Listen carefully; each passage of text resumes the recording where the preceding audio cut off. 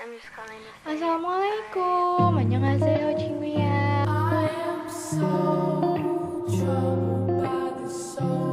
Nah, kali ini kita akan membahas materi tentang pasar modal. Untuk yang pembahasan yang pertama itu ada pengertian dari pasar modal dan jenis-jenis pasar. Nah, yang selanjutnya itu ada konsep dari pasar modal di Indonesia. Dan yang ketiga itu ada peran, fungsi, serta manfaat dari pasar modal itu sendiri. Yang pertama itu ada pengertian dari pasar modal. Untuk pengertiannya adalah pasar dapat membantu mempertemukan orang-orang yang membutuhkan barang dan jasa, serta dalam artian sempit itu tempat bertemunya pembeli dan penjual. Dalam artian luas, pengertian pasar adalah proses transaksi atau kesepakatan jual beli antara pembeli dan penjual. Yang selanjutnya itu ada jenis-jenis pasar. Berdasarkan dengan cara bertransaksinya, pasar itu ada dua, yaitu pasar tradisional dan juga pasar modern. Dan yang jenis kedua berdasarkan wujudnya ada pasar nyata dan juga pasar yang abstrak ya Besti. Dan yang ketiga itu ada model berdasarkan dengan model persaingannya, ada pasar persaingan sempurna dan juga pasar persaingan tidak sempurna. Nah, apa sih perbedaan antara pasar persaingan sempurna dan juga pasar persaingan tidak sempurna? Kalau pasar persaingan sempurna itu antara penjual dan pembeli memiliki pengetahuan dan jumlah yang relatif sama. Nah, kemudian untuk pasar persaingan tidak sempurna itu hanya salah satu pihak saja, yaitu antara penjual dan pembeli yang relatif dominan daripada pihak yang lain. Akibatnya, pihak yang dominan dapat mempengaruhi harga pasar. Nah, contoh dari persaingan tidak sempurna itu ada monopoli, oligopsoni, kemudian juga ada monopsoni dan juga oligopsoni. Yang selanjutnya itu ada membahas tentang konsep dari pasar modal. Untuk konsepnya ini ada dua, yaitu pasar keuangan dan juga pasar modal ya. Yang pertama ada konsep keuangan. Ini merupakan tempat bertemunya dua pihak antara penjual dan pembeli untuk melakukan proses transaksi jual beli keuangan, yaitu pihak yang memiliki uang dan juga pihak yang membutuhkan uang. Contohnya yaitu pasar uang, pasar modal dan juga valuta asing. Untuk pengertian dari pasar uang atau money market, ini tempat bertemunya produk-produk keuangan dalam jangka pendek, umumnya yaitu kurang dari 1 tahun ya.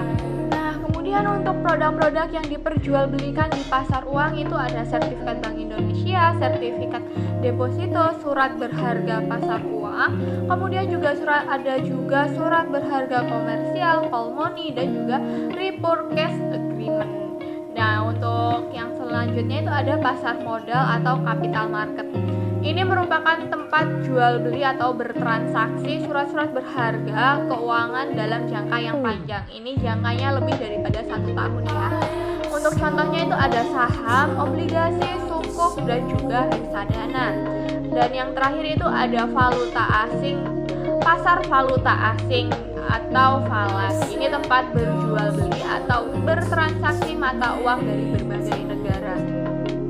Untuk pembahasan yang selanjutnya itu ada konsep dari pasar modal di Indonesia. Untuk konsepnya itu ada perbedaan antara pasar uang, pasar modal, dan juga pasar komoditas. Untuk perbedaan secara rincinya ada di perbedaan antara jatuh tempo, kemudian tempat bertransaksi, serta produk-produk yang diperjualbelikan. Nah, kemudian di pasar uang itu umumnya diperjualbelikan surat berharganya ya, jatuh temponya itu kurang dari 1 tahun, sementara di pasar modal jatuh temponya itu lebih daripada 1 tahun atau jangka panjang. Adapun pasar komoditas itu tidak memperjualbelikan surat berharga, melainkan memperjualbelikan komoditas seperti kopi, karet, dan juga hasil bumi lainnya. Yang selanjutnya itu dilihat dari tempat transaksinya ya. Untuk surat berharga itu di pasar uang umumnya dilakukan di bank, sementara tempat transaksi surat berharga di pasar modal itu dilakukan di bursa efek. Sedangkan jual beli komoditas itu dilakukan di bursa berjangka. Jadi apa sih itu pasar modal, ya kan? Nah, ini sudah dijelaskan di Undang-Undang Nomor 8 Tahun 1995 tentang pasar modal, yaitu mendefinisikan pasar modal sebagai kegiatan yang bersangkutan dengan penawaran umum dan perdagangan sekuritas perusahaan publik yang berkaitan dengan sekuritas yang diterbitkan serta lembaga dan profesi yang berkaitan dengan sekuritas. Untuk pembahasan selanjutnya itu ada indikator-indikator dari pasar uang, pasar modal, dan juga pasar berjangka. Untuk indikator menurut jangka waktunya, pasar uang terbilang ke jangka yang pendek, yaitu kurang dari 1 tahun. Pasar modal dan juga pasar berjangka itu dia termasuk ke dalam jangka yang panjang, yaitu lebih daripada 1 tahun. Tempat bertransaksinya pasar uang dilakukan di bank dan juga bank sentral. Untuk pasar modal dilakukan di bursa efek, dan pasar berjangka itu di bursa berjangka. Produk-produk yang ditawarkan juga berbeda-beda. Untuk pasar uang menawarkan produk SBI, deposito, dan juga pasar modal itu melakukan menjual produk-produk saham, obligasi, reksadana, sukuk, dan juga lain-lain. Serta ada untuk produk di pasar berjangka itu seperti kopi, karet, dan juga komoditas hasil bumi lainnya, ya. Yang selanjutnya itu ada 3 ruang lingkup yang berkaitan dengan aktivitas pasar modal. Yang pertama itu kegiatan yang terkait dengan penawaran umum dan perdagangan sekuritas.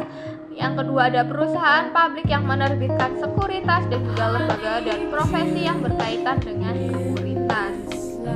Nah, tadi sudah membahas tentang pengertian, konsep, dan juga indikator-indikatornya.